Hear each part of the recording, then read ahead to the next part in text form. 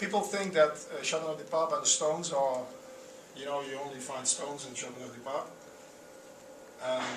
But I think 50% or 60% is just covered by stones. And the other part is partly or even without any stones. For instance, Chateau Rayas, very famous Châteauneuf producer, there's no stone at all. So it's sandy, deep sandy soil. And so you have many differences in soil, as we can see in the next one. You see the gravel, the size of the stone, they can be this large, and you can imagine when you have to do a harvest on these stones, that stuff, that's very tough. The roots of the vines can go in depending on how the layer is. You see it. This is just behind the castle in the north with the plateaus. You have very much undulating areas. You have flat areas. You have plateaus, and this is in the west. This was talking about the chalky. So the wines here, I think the best whites are coming from this part. Higher minerality, natural, and acidity. The grape varieties. The main grape variety is Grenache. For me, when I was still in my Bordeaux, Grenache was a sissy wine. Really, you would not drink this, and you know, with people who love Bordeaux, Burgundy, and I had to come over that image, and I came over it because I can tell you, when you have a hedonistic wine, I think only Grenache can give you a special feeling, the suspense you cannot define, and you do not need to define, because that's something you get inside. You know, that's the hedonistic enjoyment, and you just lay over and enjoy the wine and forget about analyzing BS. It's about the pleasure. It's about the pleasure of the wine. Besides the Grenache, it's about 60–70% Grenache in the region, and then you have the Syrah. Syrah is a good blending opponent to use in with the Grenache and the Mourvèdre. The Mourvèdre is the kind of in Châteauneuf-du-Pape stinky grape variety. Whenever people had the chance to taste a Bocastel, an older one, especially the 89 and 90, can be really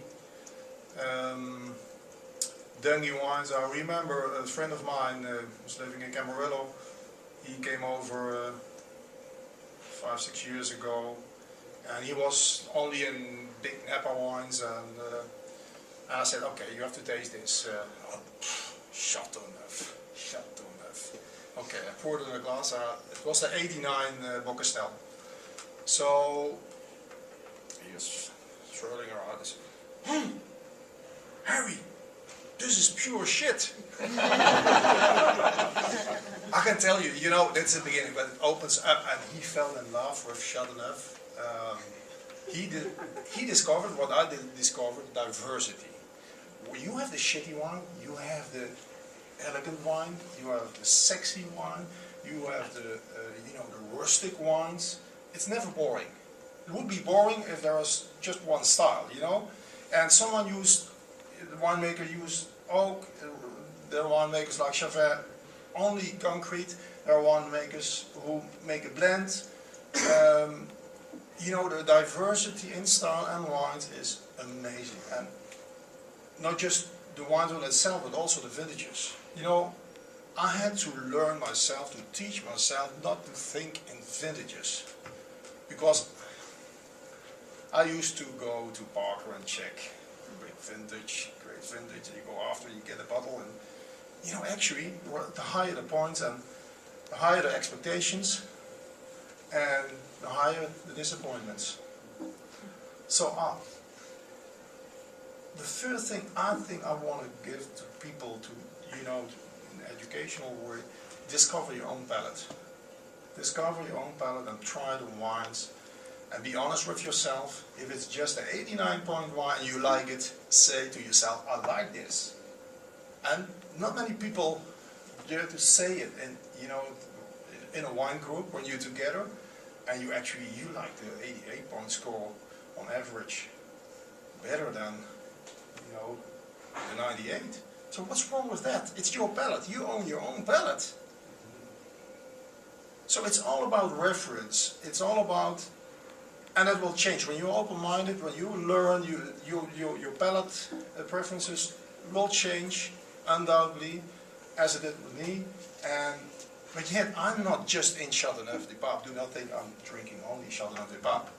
You know, I just came from Paso, and I really was surprised by the quality of the wines there. And not just the quality, also what I got out of it, the hedonistic feeling. You see the passion, you feel the passion, and speaking with the winemakers, you get the passion, the same passion you get out of the winemakers, and the talking, the expression you get out of the wine. And I think that's the base for every wine, the passion. It should be made by passion. Back to the grape varieties, white grape varieties. We'll be able to drink a white wine as well. Interesting, is only 7% of the wines in Châteauneuf-du-Pape are white. And only 3% goes out for export, because locally they drink and they sell wine, so it's a tiny production. And I remember in 2005-06 I went to Paris to a nice restaurant. I will not give you the name. It was a 1-2-star restaurant, and I ordered a white Châteauneuf-du-Pape, and the sommelier came, white Châteauneuf-du-Pape doesn't exist. I said, now you're in trouble. Now it's rare, but you know, and that's the same with wines. You are not used to the flavors of, and it's a well-made wine. You need to build up a reference, and that's white Châteauneuf-du-Pape can be very unique in taste. So whenever you get a chance, try to at least to get a sip. And I think that's important for you as well. Even when you're not in wine and you think this is not a wine that I like, but try to get a sip. It builds up your reference, and you will need that. The next time you will recognize things. It's a very interesting thing. Now, these are details we go through. These are all things you find in the book. Pages.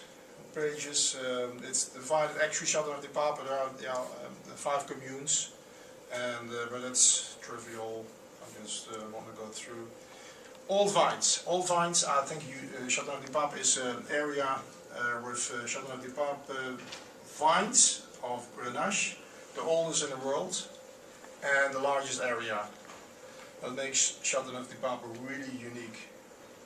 Whenever you get a chance to taste the difference between a 30-year-old fine wine or 120-year, it's amazing. It's an amazing experience.